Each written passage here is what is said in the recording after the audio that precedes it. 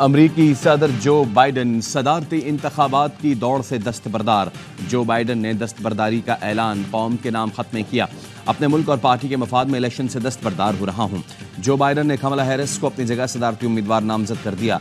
अमरीकी सदर जो बाइडन ने कहा कि अपने फैसले पर इस हफ्ते कौम से बात करूंगा। मेरी दस्तबरदारी पार्टी और मुल्क के बेहतरीन मफाद में है। सदर बाइडन ने कहा, बतौर सदर अमरीकी कौम की खिदमत मेरे लिए बाइस फख्र है। अमरीका के लिए कुछ भी नामुमकिन नहीं। इत्तेहाद से सब कुछ कर सकते हैं। जो मुझे दोबारा सदर बनने देखना चाह रहे थे उनका शुक्रगुजार हूं। कौम को दोबारा बनाने के लिए तारीखी इक़दाम किए। आज अमरीका दुनिया का मजबूत तरीन माशी मुल्क है। हमने मिलकर कोविड और माशी सूरत हाल का मुकाबला किया। आलमी सतह पर इत्तेहादियों को मजबूत किया। आलमी इत्तेहाद में नई जान डाली। अपने मुल्क और पार्टी के मफाद में इलेक्शन से दस्तबरदार हो रहा हूं। अब अपनी तवज्जो अपनी बाकी रह जाने वाली सदारती मुद्दत पर मरकूज रखूंगा। सदर जो बाइडन पर डेमोक्रेट पार्टी की तरफ से दस्तबरदारी के लिए शदीद दबाव था।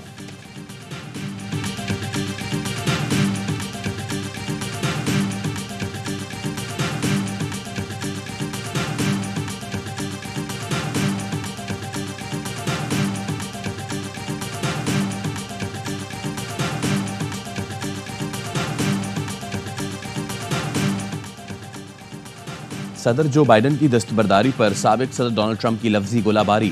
डोनाल्ड ट्रंप ने सोशल मीडिया पर रद्द-ए-अमल में कहा, धोखेबाज जो बाइडन किसी सूरत सदारती उम्मीदवार का अहल नहीं था। जो बाइडन कभी भी बतौर सदर अमरीकी कौम की खिदमत के लायक नहीं था। जो बाइडन झूठ और जाली खबरों से ओवल ऑफिस तक पहुंचा। बाइडन की वजह से लाखों लोग बगैर चेकिंग सरहद पार करके अमरीका आ रहे हैं। आने वालों में मुजरिम, दीवाने, दहशतगर्द शामिल हैं। बाइडन की सदारत की वजह से हमें बड़े नुकसानात होंगे। बहुत जल्द बाइडन की वजह से होने वाले नुकसान की तलाफी करेंगे। आए अमरीका को दोबारा अजीम तर बनाएं।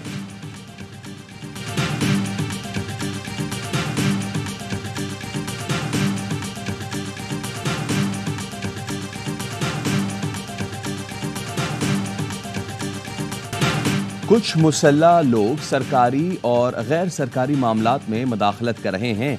एपेक्स कमेटी इजलास में वाज़े कहा था, कुछ मुसल्ला अफराद सरकारी एहलकार बनकर घूम रहे हैं। सूबाई हुकूमत, पुलिस और अवाम को मुसल्ला लोगों पर तहफ़्फ़ुज़ात हैं। वज़ीर आला खैबर पख्तूनख्वा अली अमीन गंडापुर कहते हैं, पुलिस को हुक्म दिया है मुसल्ला अनासिर को फौरी गिरफ्तार करे। पुलिस एक्शन ले और ऐसे अफराद के ठिकाने खाली कराएं। अवाम भी ऐसे अनासिर की निशानदही करें।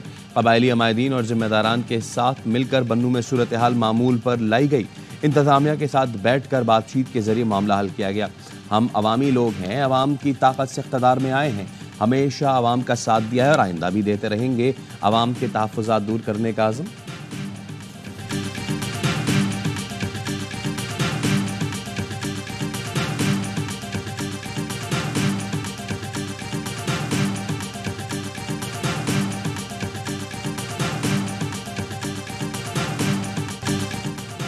पीटीआई दहशतगर्द जमात है, मंतकी अंजाम तक पहुंचाएंगे।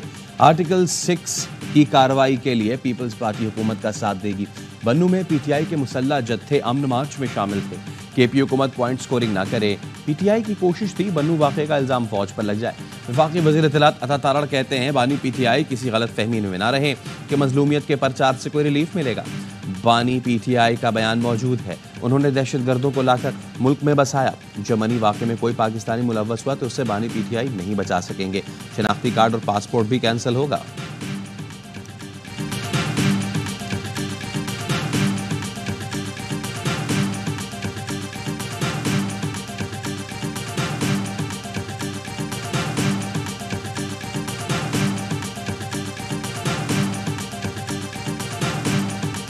पीटीआई के ऊपर जो है ना बेल लगाएंगे।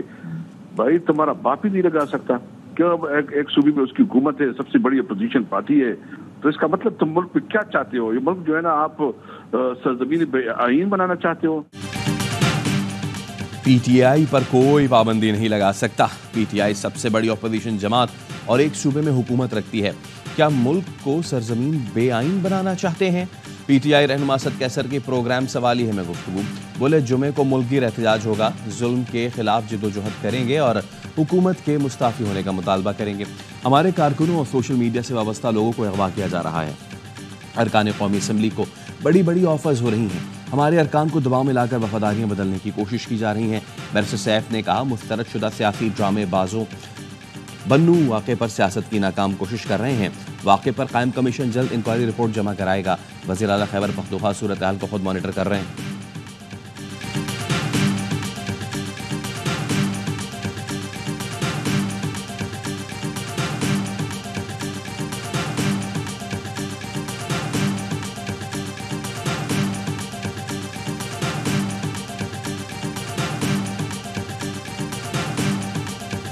आज ये सूबा दोबारा बदमनी का शिकार हो गया है। लॉ एंड ऑर्डर के ऊपर सूबाई असम्बली का इन कैमरा सेशन बुलाना चाहिए। आज तक एपेक्स कमेटी का इजलास नहीं हो सका। सूबाई काबीना का इमरजेंसी इजलास जो है वो लॉ एंड ऑर्डर पे नहीं हो सका। मौलाना साहब एक सियासी शख्सियत हैं, चुन चुन के वो बदले ले रहे हैं। उनकी एक सियासी जीत मैं समझता हूँ कि रोजाना सबके असर उनके दरबार पे हाजिर होते हैं।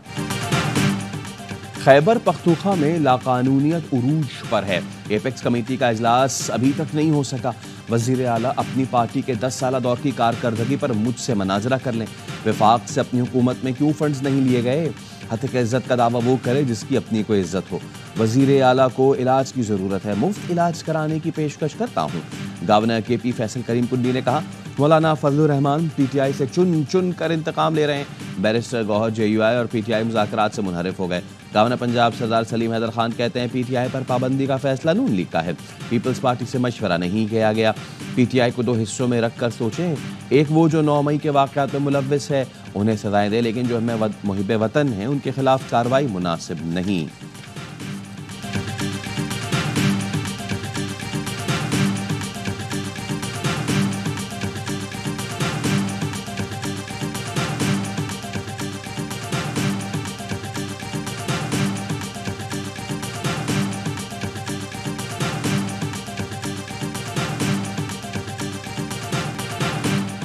महंगी बिजली के सताए अवाम पर 30 अरब रुपए का इजाफी बोझ डालने की तैयारियां। बिजली फी यूनिट 2 रुपए 11 पैसे मजीद महंगी करने की दरखास्त नेपरा में दायर। जराये के मुताबिक CPPA ने जून के माहाना फ्यूल एडजस्टमेंट में इजाफा मांगा है। के इलेक्ट्रिक ने भी जून की एडजस्टमेंट में फी यूनिट 2 रुपए 92 पैसे का इजाफा मांग लिया।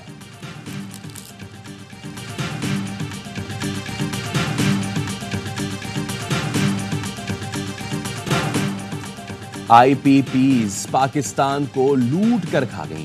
कैपेसिटी पेमेंट के नाम पर कौमी खजाना खाली कर गईं। 40 खानदानों ने ये गुल खिलाए।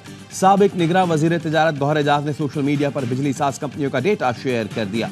बताया 80% पावर प्लांट्स पाकिस्तानियों की मिल्कियत है, जो हमें 1 यूनिट बिजली 60 रुपए में फरोख्त कर रहे हैं। मुल्क बचाने के लिए सबको IPPs मुआहिदों के खिलाफ खड़ा होना पड़ेगा। जो 40 खानदानों को मुनाफा दे रहे हैं, 100 IPPs 25,000 मेगावाट बिजली के पैसे लेती हैं, मगर 5,000 मेगावाट से भी कम बिजली बनाती हैं। बास पावर प्लांट से 750 रुपए फी यूनिट बिजली खरीदने का इंकशाफ। कोल पावर प्लांट से औसतन 200 रुपए यूनिट के हिसाब से बिजली खरीदी जा रही है। गौहर एजाज ने लिखा है, तमाम पावर प्लांट्स 20% से कम कैपेसिटी पर चल रहे हैं। जनवरी 2024 से मार्च 2024 के दौरान इन IPPs को 1.95 ट्रिलियन रुपए की अदायगियां हो चुकी हैं। बकाया 160 अरब रुपए की तस्दीक हो रही है।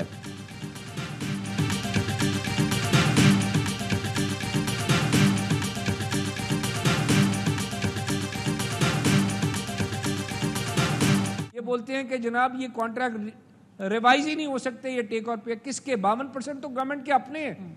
अरे जितनी बिजली बनाए उसके पैसे दें। इस 37,000 करोड़ रुपए में से 22,000 करोड़ रुपए हुकूमत के इन 3 प्लांट में से 2 प्लांट है, मैं कह रहा हूं। नाउ ये जो 2.13 ट्रिलियन है उसमें 52% गवर्नमेंट के हैं। गौहर एजाज ने हुकूमत को IPPs की कीमतें कम करने का फॉर्मूला बता दिया। कहा जाता है मुआहदे रिवाइज नहीं हो सकते। 52% IPPs तो हुकूमत की अपनी हैं। साबिक वजीर तिजारत की प्रोग्राम सवाल ये है मैं गुफ्तगू। बोले सरकारी IPPs को पैदावार के हिसाब से अदायगी में क्या मुश्किल है? हुकूमत की जानिब से हर मुआहदा दुगनी कीमत पर लगा दिया गया। हुकूमत फॉरेंसिक ऑडिट कराए, पैसे हम देंगे, मसला नीयत का है।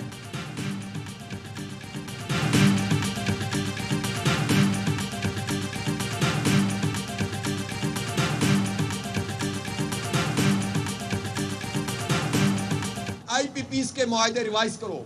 पहले कौम के सामने तो लाओ कि तुमने कौम के साथ ये क्या संगीन मजाक किया है। कितनी IPPs ऐसी हैं 2 साल 3 साल से 1 मेगावाट भी बिजली नहीं बनाई है और अरबों रुपए उसको फराम किए गए हैं।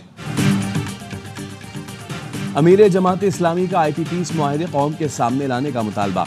पेशावर में ताजरों से खिताब में हाफिज नईम रहमान ने कहा, महंगी बिजली ने मईशत तबाह कर दी। कितनी IPPs ऐसी हैं जिन्होंने 1 मेगावाट बिजली पैदा नहीं की और अरबों रुपए लिए। कौम कैपेसिटी चार्जेस के नाम पर 2800 अरब बिजली बिलों में अदा करेगी। बिजली ना बनाने वालों को अरबों दिए जा रहे हैं। IPPs के मुआहदे अब मंजूर नहीं। सारे स्लैब खत्म करके बिजली सस्ती करें। ताजे टैक्स देना चाहते हैं मगर सहूलत भी मिलनी चाहिए। आटा, घी, चावल, दालों पर टैक्स लगाना कौन सी आवाम की खिदमत है। तनख्वाहदार तबके ने 375 अरब रुपए टैक्स दिया। हजारों एकड़ जमीन वालों ने 4-5 अरब टैक्स दिया। ये सिस्टम नाकारा हो चुका है। अमन के बगैर ना तिजारत और ना सियासत चलेगी। जमात इस्लामी ने हक दो अवाम तहरीक शुरू कर दी। टैक्स खत्म करने के लिए 26 जुलाई को इस्लामाबाद में धरना होगा।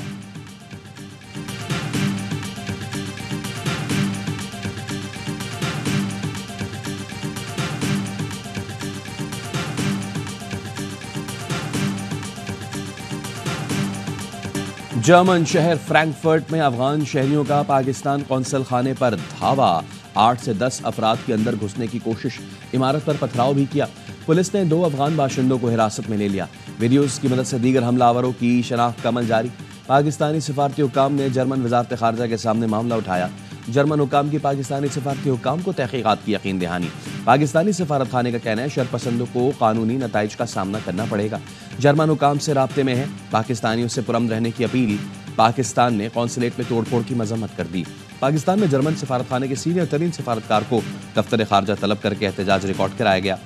दफ्तर खारजा हुक्काम ने पाकिस्तानी सिफारती प्रॉपर्टीज की हिफाजत और मुलव्वस लोगों के खिलाफ कार्रवाई पर जोर दिया। सीनियर जर्मन सफारतकार की जानिब से हर मुमकिन इक़दाम की यकीन दहानी कराई गई।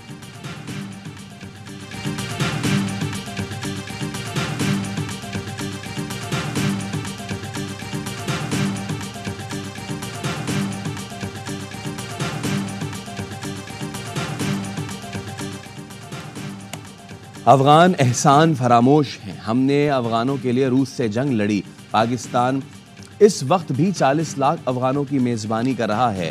वज़ीर दिफा ख्वाजा आसिफ कहते हैं इस्तेहकाम सियासतदानों की जिम्मेदारी नहीं, अदलिया, मीडिया, ब्यूरोक्रेसी पर भी है। अदलिया के इतने सियासी फैसले हैं कि गिनती खत्म हो जाती है। अदलिया के फैसले सियासी नहीं बल्कि आईनी और कानूनी होने चाहिए। 55 हल्के खुलने जा रहे हैं। 45 ज़िलों में नंबर गेम चेंज हो जाएगी। साबिक वफाकी वजीर फवाद चौधरी का बड़ा दावा। कहते हैं नून लीग ने फैज हमीद के जरिए चीफ इलेक्शन कमिश्नर लगवाया। 2018 का इलेक्शन धांधली ज़दा नहीं, मैनेज था। बोले कमर बाजवा ने एक तौसी PTI से ली, दूसरी नून लीग से लेना चाहते थे।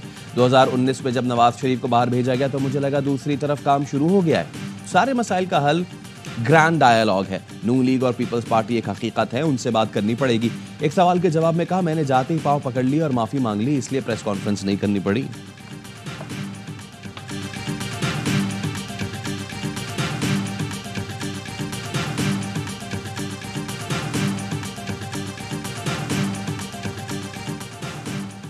PTI का चीफ इलेक्शन कमिश्नर 4 मेंबरान के खिलाफ आज रेफरेंस दायर करने का फैसला। जराये के मुताबिक बानी PTI ने अली जफर को इलेक्शन कमीशन के खिलाफ रेफरेंस दायर करने की जिम्मेदारी सौंपी है। सुप्रीम जुडिशियल काउंसिल से चीफ इलेक्शन कमिश्नर 4 मेंबरान को हटाने का मुतालबा किया जाएगा। इंतखाबी निशान बल्ला छीनने, लेवल प्लेइंग फील्ड ना मिलने, इंतखाबात मुकर्ररा वक्त पर ना कराए जाने को जवाज बनाया जाएगा। रेफरेंस में मखसूस नशिस्तों के अदालती फैसले के कुछ नुकात भी शामिल किए जाएंगे।